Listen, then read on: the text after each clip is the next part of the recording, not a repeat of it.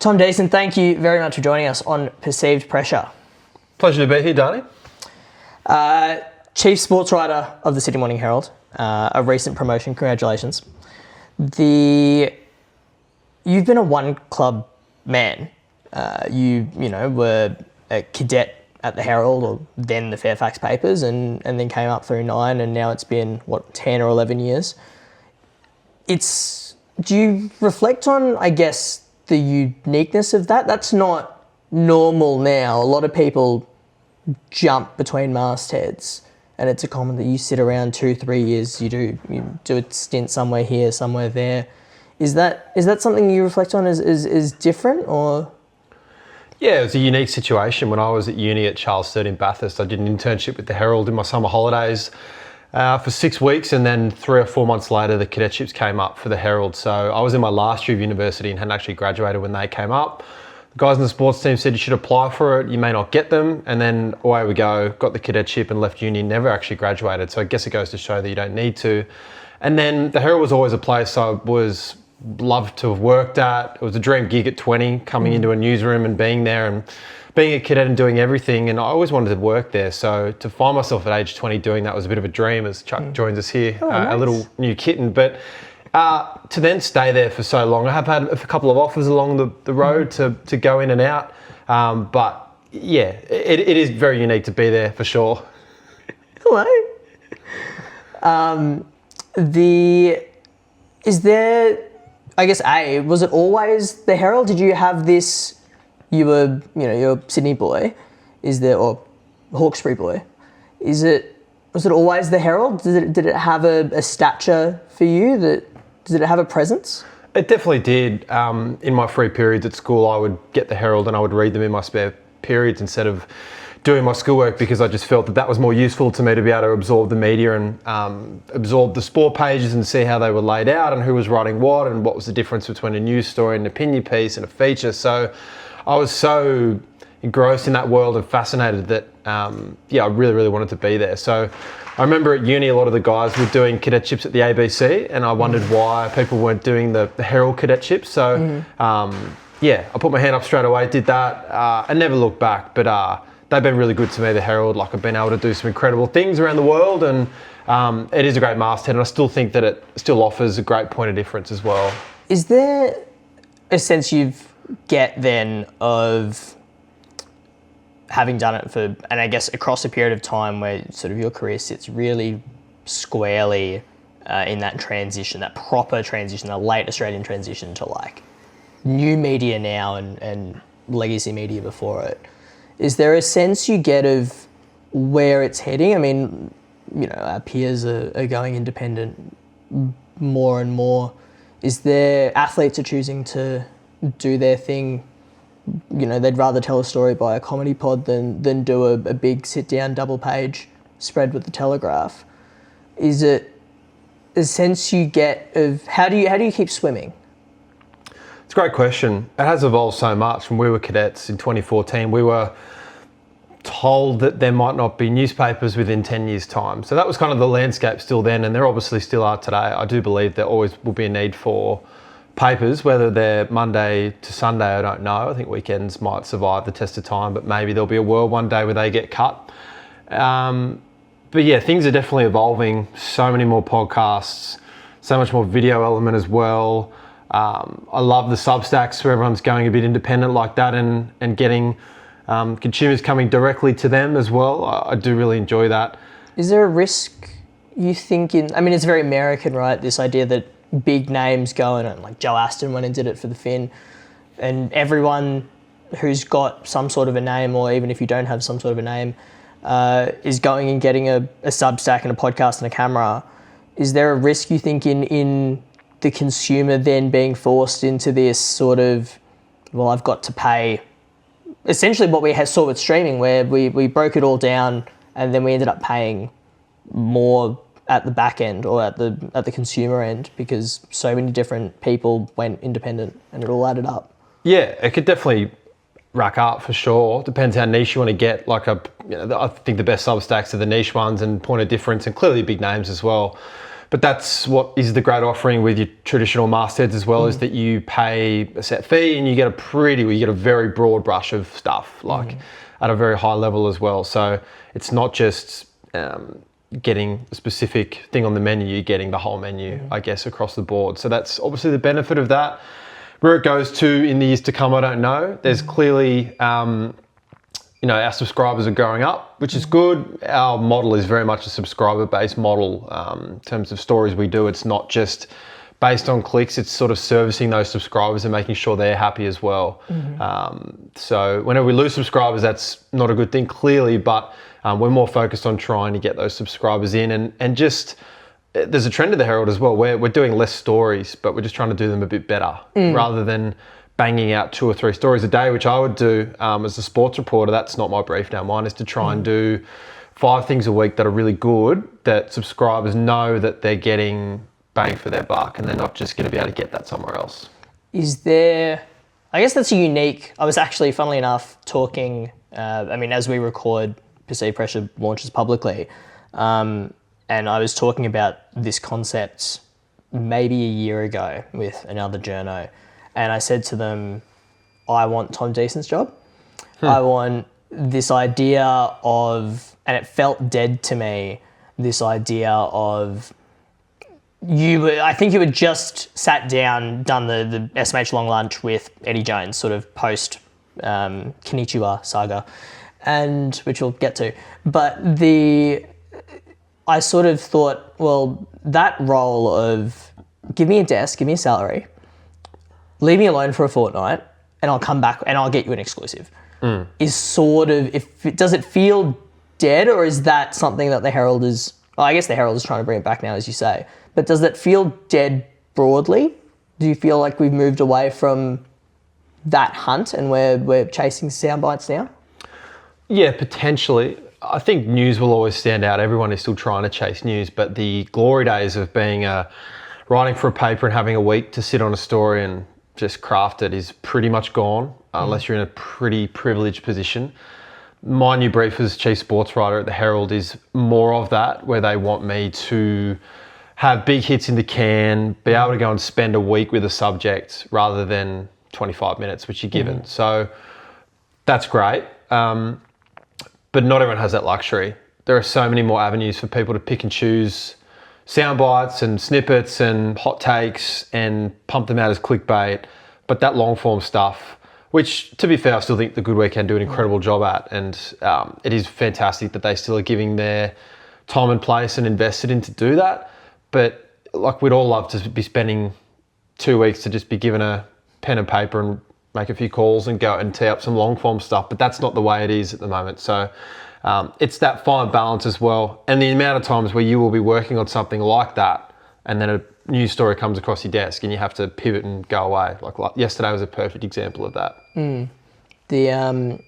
I guess we'll get into your workflow now, but you won the Harry Gordon Award after Paris, won the AC Award the year before that, both on stories that were the National Sporting Coach conflict of interest. Is it a case of one brings two, in the sense that after Eddie Jones, the tip starts coming around similar behaviour somewhere else, or were they quite isolated and siloed stories for you? Pretty isolated. Both were lucky in some respects, but I do believe that the harder you work, the more lucky you get. I genuinely believe that on a few different fronts. The Eddie one probably wouldn't have come out.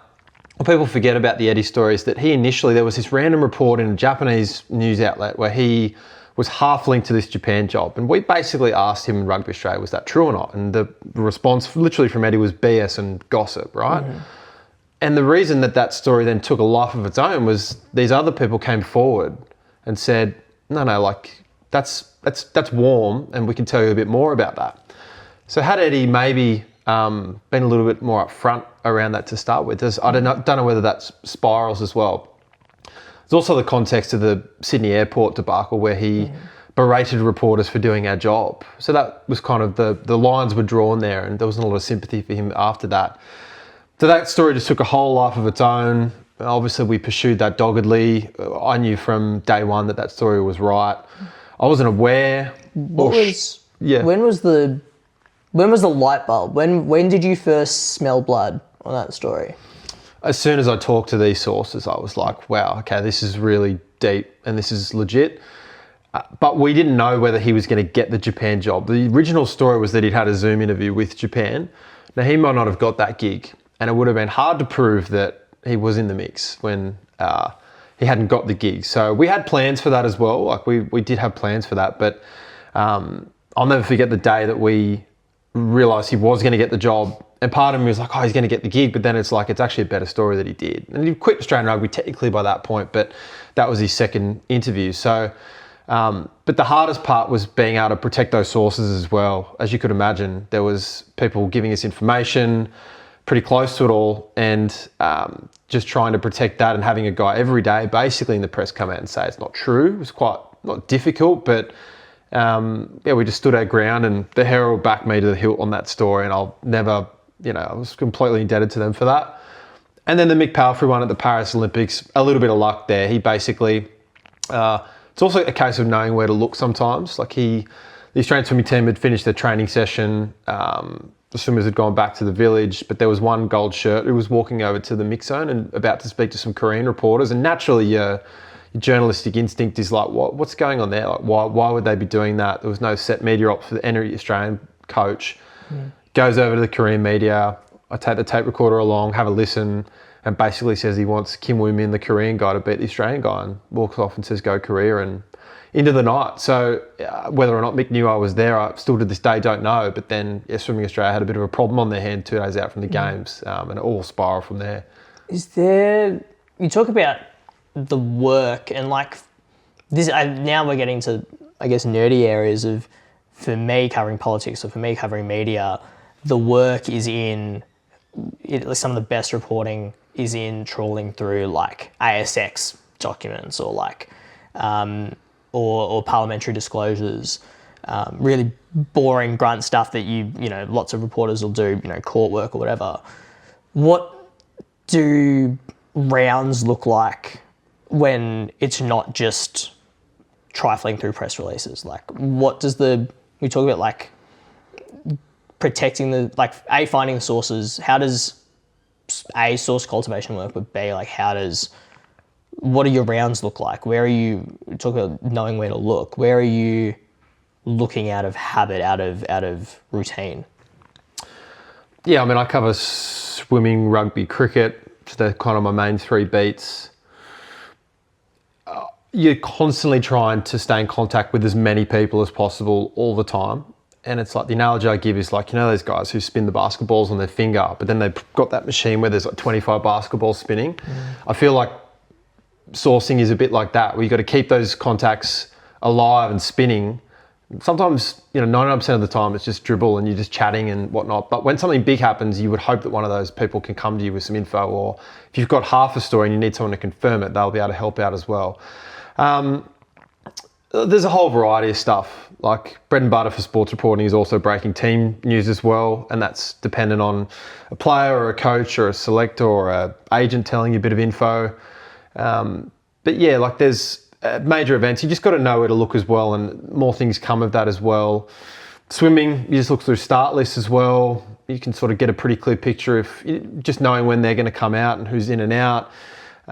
Cricket, there's so much going on at the cricket, knowing where to look, who to speak to, what's going on, keeping abreast of the calendar as well. I don't know if that gives you much, but yeah, just... Yeah, well, I'm curious now about like the motivations to leak, right? Like you talk about, we have similar beats in the sense that you are keeping people spinning all of the time. And I do feel a little bit the public perception of what a journalist is, the stereotype of what a journalist is, sometimes that sort of that greasy perception comes to me a little bit. I'm like, I am just chatting to this person because they're a source. And sometimes I think, occasionally, I'm sure you have these sources consider themselves closer friends than perhaps they are.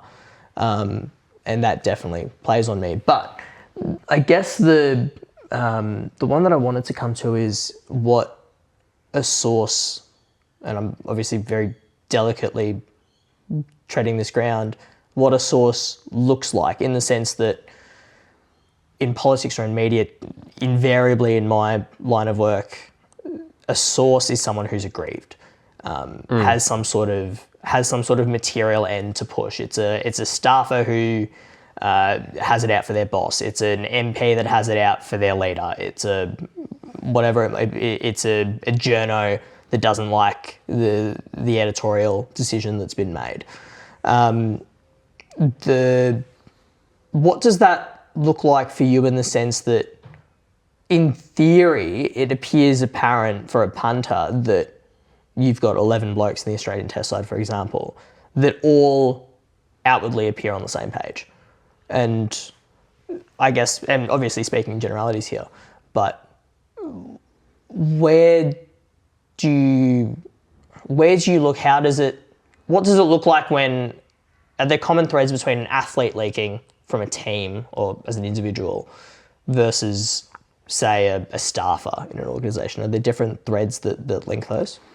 Yeah, I would say athlete leaks are generally pretty rare, like a flat out, this is the team or this is what's going on. They might help you to confirm something rather than like a flat out, this is what team we're going to play this week or this is what's going on. Agents are very helpful generally. I often find that agents talk better about ones that aren't their clients. Like often when you actually need them the most for their client, they run a million miles away. But they'll tell you something about someone else's client for sure. Occasionally you'll get the very different, the player, agent, administrator leak. Like we probably don't get as many in sport, like flat out ones as well. Reader tips are also a really good one as well. Like really? Just random reader tips on things we'll get. Say you should look into this or dig into this.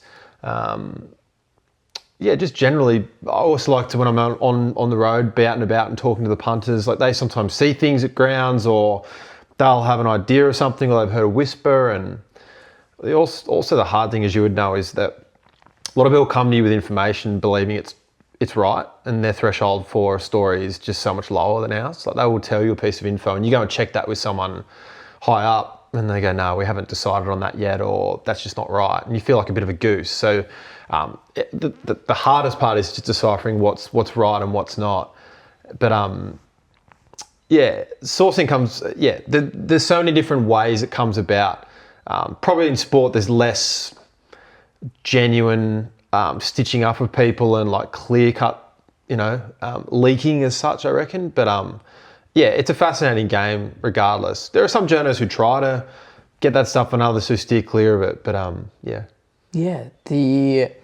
I guess that takes me quite neatly to a story that we both have had a degree of connection to.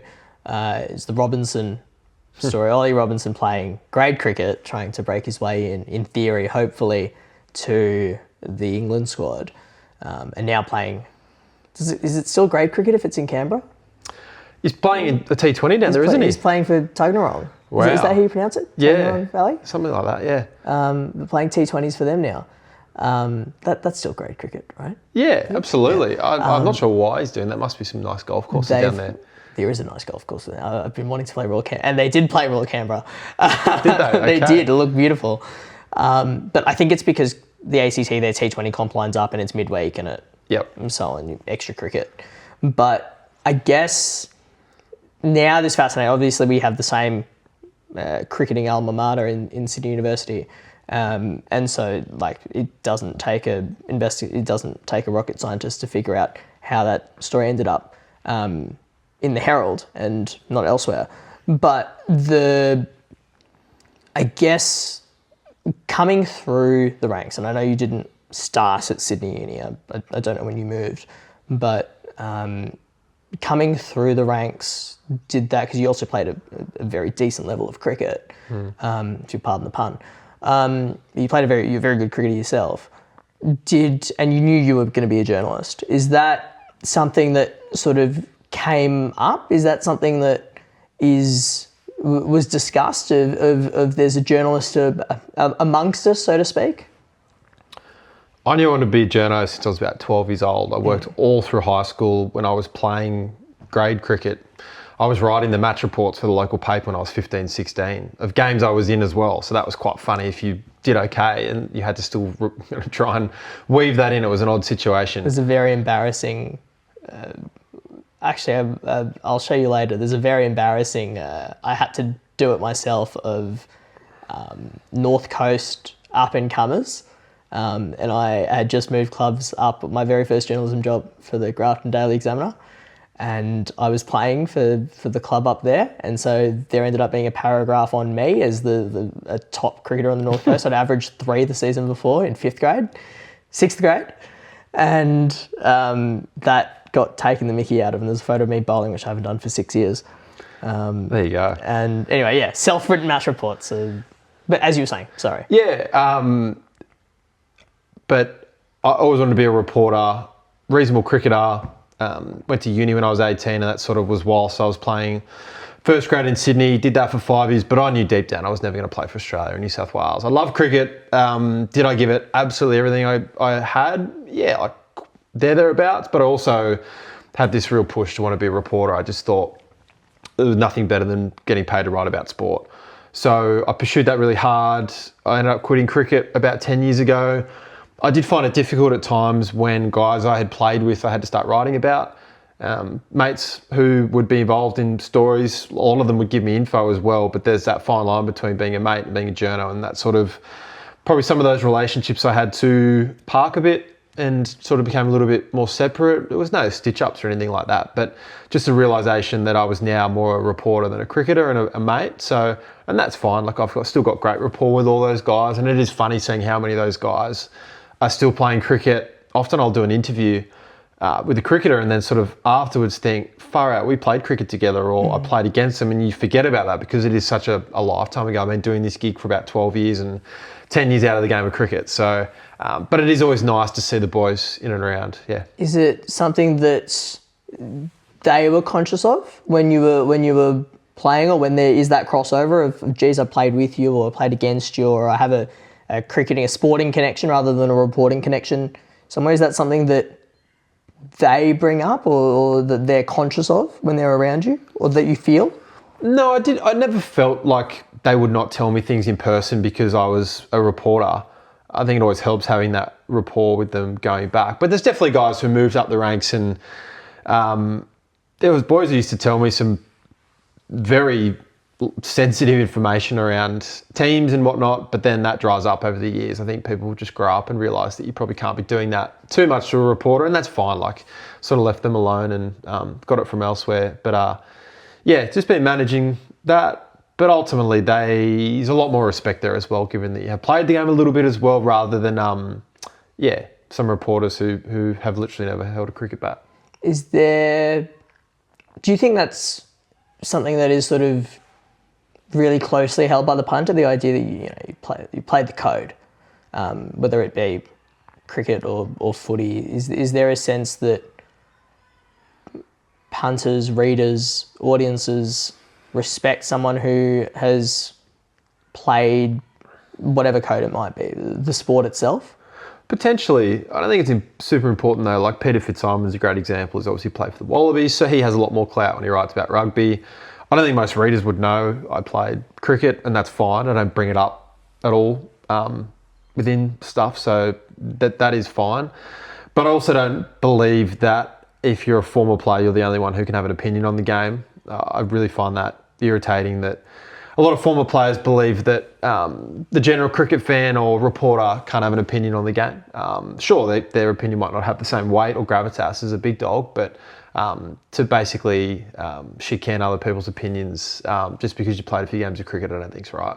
And I guess coming to, this is working well here, you've had a bit of a heater lately on probably the most controversial issue of, and I mean, they're all controversial issues of selection, but over the last 12 months being Sam Constas, and you've had a number of interviews that I was going through your back catalogue researching this, a number of exclusives, a number of chats where he's spoken to you and not other reporters, and it's a relatively small press pack, obviously. I guess what is your sense of where he's at in and around the national setup? B, is there a different kind of care that you have to take with someone of that age? Is there a different approach you have to him that you've had to other prospects as a reporter?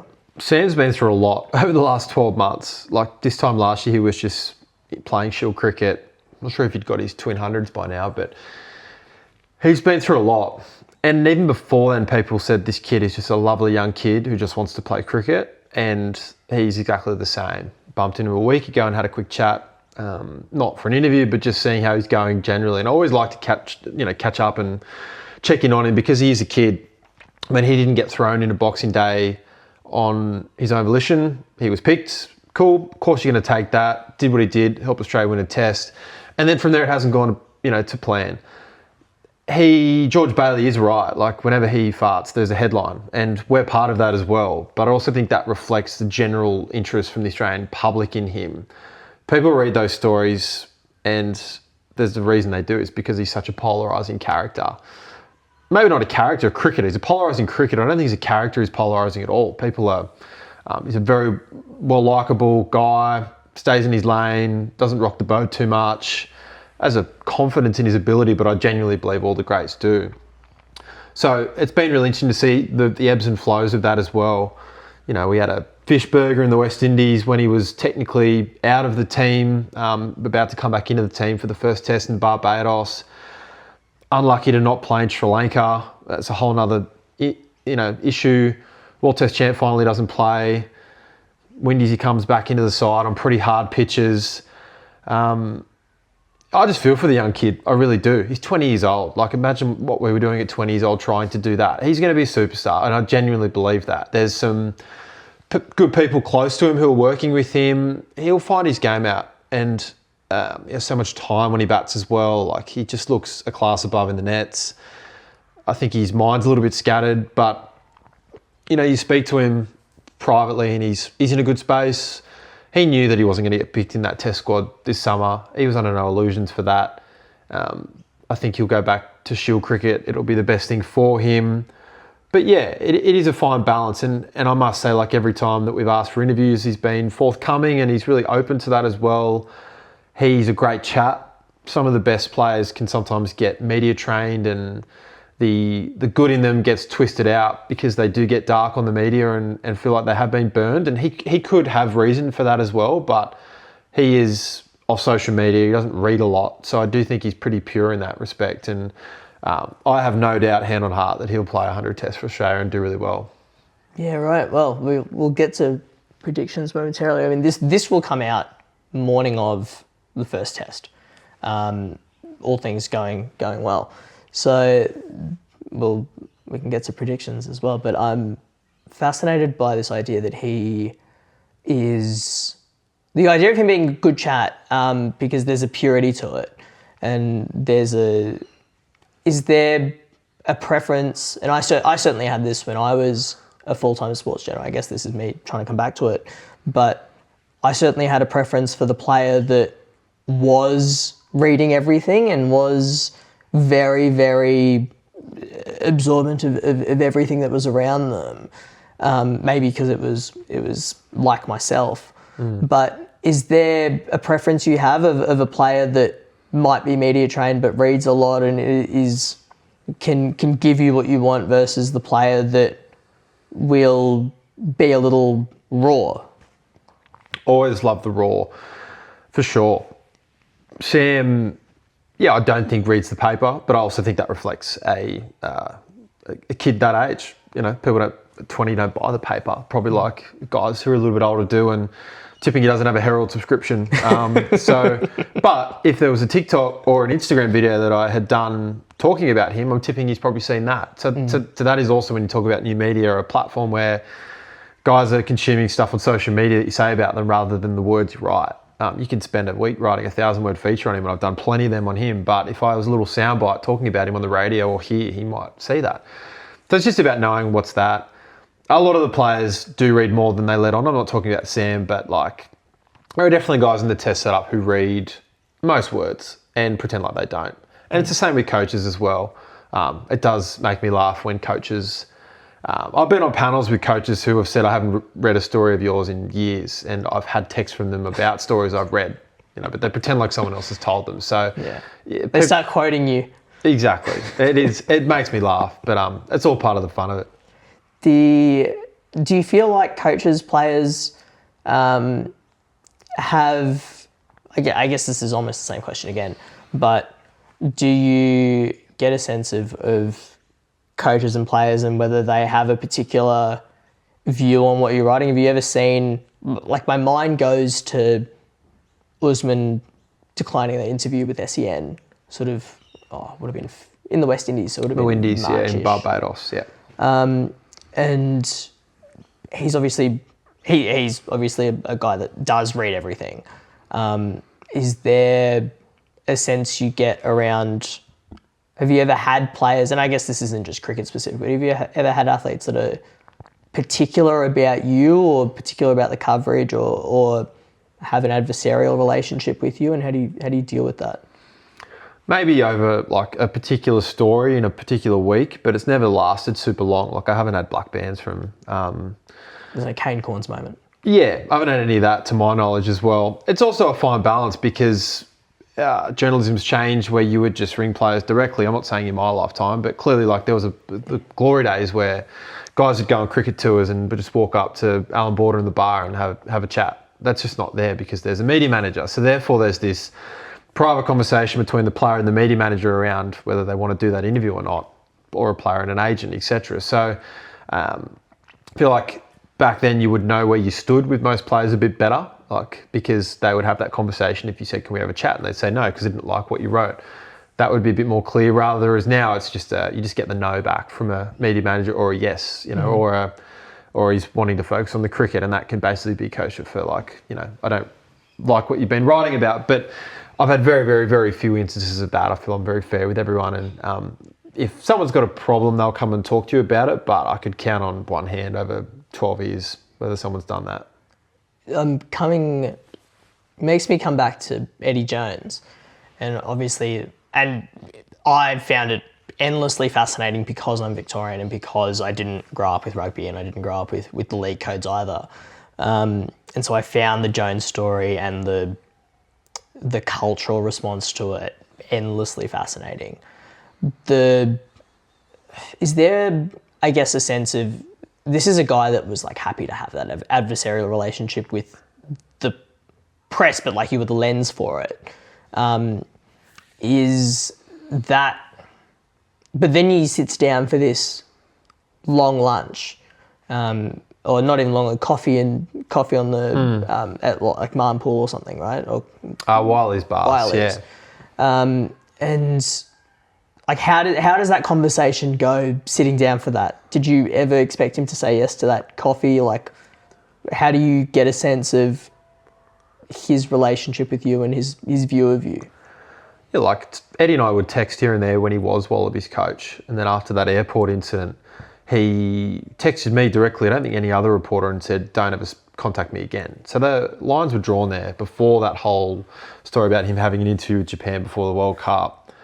And then the dust settles, he quits Australian rugby, goes to Japan, we fly over to Japan for that press conference, which was great that the Herald did that. And then one of the great press conference one-liners as well. Did you have that lined up? The Konnichiwa thing. I was waiting 45 minutes to get a question. I was in the front row. We had cameras behind me. We were waiting for our moment to basically ask him about it all. And the lady who was divvying out the questions started at the back and would give me the questions. So I was a bit worried, but yeah, the Konnichiwa thing was a little bit funny. He sort of laughed about it. I think he all took it in good nature. But I knew behind the scenes that he had respect there.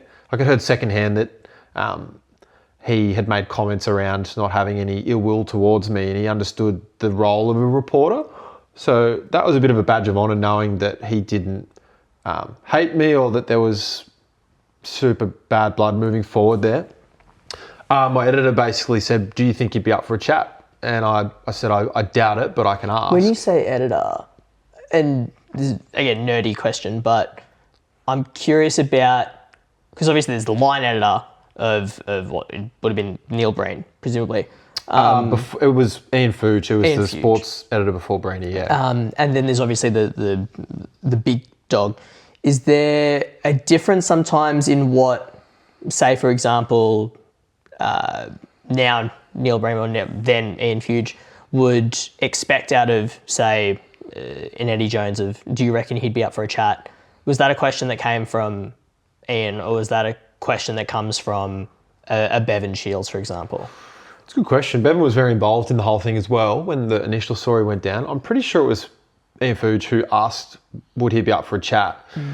The timing of it was, why were we doing it that week? There was a reason, can't remember why, but there was timely whether he would speak that week. Maybe he was back, he was back in Australia with Japan's under-23 team. He was in town, that's why we did it. So they just said, why don't you have a throw at the stumps and see what happens? And he responded within about a minute or two and just said, let's do it. Now, surprised, sure, but also I think Eddie recognised that his image might have been tarnished because of that story amongst the Australian public. And unless he had a chance in the Herald to have his say and us flesh it out, then maybe we would have continued to go at him. Maybe we would have continued to release some stuff as well. So I think it was smart on his part to do it. Quite nervous to do it as well, but also very quickly worked out that it was all fine. And I moved past those things as well. And I thought it was a great interview. And a lot of people said to me, oh, how was it? And it was like, read the piece, because we tried to convey in that piece once and for all what the dynamic was like, what he said. And then right at the end, I was about to pull my tape recorder away, and that's when he basically apologised for not the whole thing, but sort of some of the stuff and being a little bit unprofessional around it. So I respected that and shook hands and moved on. And I don't think we've spoken since, but if I saw him again, I'd have a beer with him. It is still one of my, I mean, it's my favourite genre of one of my favourite genre of articles is the Herald long lunch or the Finn long lunch. And maybe it's reflective of, again, maybe a bygone time of the kind of reader that I am. But I remember trying to replicate it once and it went terribly. Right. And it was an interview that never saw the light of day because they were like, this reads like an ad. It doesn't, there's a certain, everyone who does a Herald long lunch, I like to imagine there's a sit down chat of this is how you do it, because everyone seems to nail the distance to a subject. And it invariably, like sometimes it can come off sycophantic, but often it is subjects with just a little bit, with whom the reporter has some sort of adversarial relationship. It's an Ange Postecoglou and a Vince, or it's a you and an Eddie Jones, or it's one I read recently was Andrew Bell and Mac Shanahan in the Finn. But yeah, my favourite genre of interview, I think, which is why I've tried to do it like this. This is my way of mock imitating the long lunch. Yeah, on the couch. They're a great format. I think being able to have an hour, 2 hours with someone to profile them is wonderful. Over lunch and everyone's happy. But yeah, you couldn't have created that tension between us when we came together.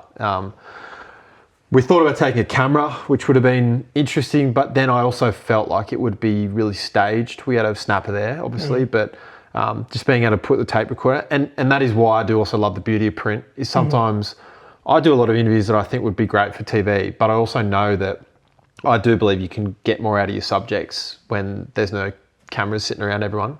That you can, like the Nick Maddinson example, Nick's been battling testicular cancer, and sure, that might appear like a great profile on TV, but it was just him and I in a cafe with a phone. We just chatted for an hour and a half about his journey, and I think I got far more out of him than I would if there was lights and cameras and all the rest. Now, I think I want to bring us to current day. Obviously, we have an Ashes series coming up. Like I said, by the time this interview airs, it'll be the morning of the first test. Is there, I guess, before we get into the stuff that inevitably Fox Sports clip up into some sort of headline, I say inevitably, like I've got more than 30 followers on Instagram on this, but Is there a view you have of there's a theatrical sort of approach to the Ashes, and the West Australian has these absurd headlines that come out, and when we go over there, their press does the same famously. Is there a view you have as to sort of our role in that, or is that very much like that's a front page editor's domain, and that's we're just playing games, and it's just fun and games, and that's that? Do you take on any of the weight of that? No, not particularly. I think the West Noting the Herald doesn't necessarily play those games either. Nah, Herald very straight up and down. Very non-tabloidy for sure. The West Australian, it's great theatre. Like, it is funny that the England cricket team are now waking up every morning and going to see what's on the front page of the paper, and like long-lead print for sure. I've got no problems with it, but yeah, the Herald definitely take a more measured approach. And it's like the English press too. Like, they get a rap as being over the top and sensationalist, but the reality is that most aren't. There's a very, very different spectrum of reporting over there, and the way their papers are set out online as well. But then you've got your online merchants. That's just a whole nother world, and it feels like every single former player who's ever played cricket has said something in the lead up to these Ashes. There's going to be incredible amounts of commentators across TV, print, broadcast, podcasts. Like, the sound bites will just be... It felt like you could keep up with it 10 years ago, like in terms of who said what, but now it's just completely oversaturated in some respects. Do you think that's... I guess the answer you've just given maybe indicates that, but do you think that serves the audience then? Is there a world in which an audience can be better served when we have sort of massive of outlets and hot takes and so on? It's a good question. I think in terms of cricket specifically, it's the fact that there are so many different broadcasters. Like, obviously the 7 and Fox thing changed. When you went from 9, it was effectively 6 guys talking about the cricket, and now you've got huge teams on both sides of those broadcasters. And then you throw in the radio component, your SENs, your Triple M's, your ABCs. Like, I appreciate spreading it to the masses, and more is good, I guess, but there's just so much of it. Do you yearn... That's just reminded me now that you've worked on both sides of a broadcast deal in that respect for cricket. Is that something you yearn for again? Notwithstanding that Nine's your employer, but like for Nine to have the rights and for the reporting environment to be whatever it was like back then. What was that like? Yeah, I wasn't doing as much cricket when Nine had the rights. I'm trying to remember how long ago it was, but definitely different. The Herald wasn't owned by Nine at that point though, so that changed in 2018, I believe. So 2018 is the merger. 2021, I'm going to say, is when the rights went over from to 7. So maybe there was a little bit of crossover in that time, but very different as well. But also, that's why I still think people do enjoy news outlets and newspapers, because that is when you wake up on morning one of the Ashes, there's so much noise around and so many things. And like, I love podcasts as well, but people will pick up all the papers and go, this is our definitive like preview of this game today. And I still think that will always hold up, and people do enjoy that. And I guess speaking of previews, I'm now curious as to your view on the series. I don't think you and I have discussed the cricket. No, we haven't discussed the series sort of in the lead up, not off air. I guess where do you think we're placed? What do you think are the narratives that are going to dominate this series? Opening batsman for sure.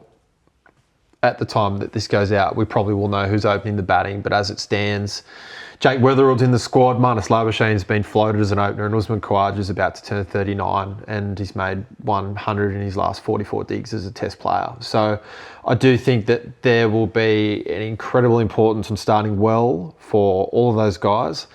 I think if Uzi doesn't make runs after the first 2 tests, there might be some hard questions to come.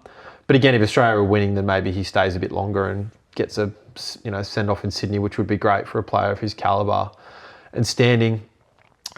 Clearly, the fast bowler staying on the park is going to be the biggest issue from a bowler space. Whoever manages that best will win the Ashes. Australia have done a brilliant job at that over the years gone by. They acknowledged before the series coming in that there would always be rotation, and it's a bit of an ugly word sometimes, but I think in a series like this it's so important, particularly when you've got a Scott Boland waiting in the wings. Pat Cummins, at the time of recording this, is trying to be back for the Brisbane Test.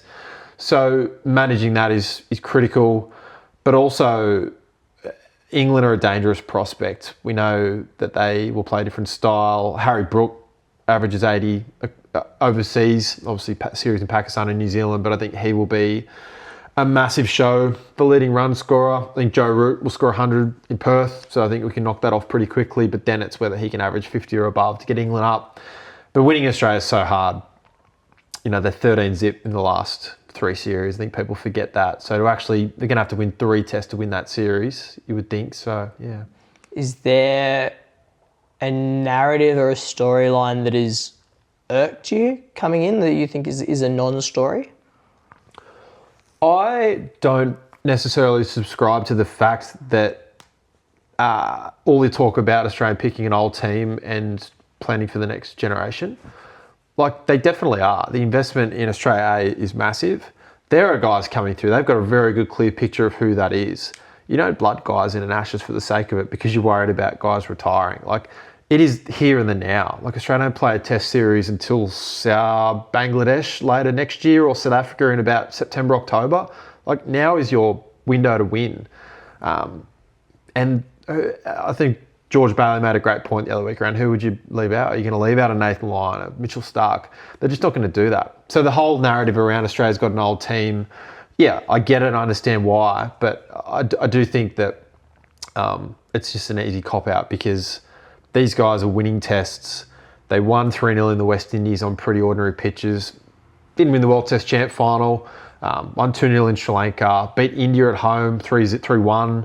Very, very good performance there. So the age of the Australian team, these guys are superstars and have proven that they should be there. So I think the whole chat around, Dad's Army is a bit, how you going?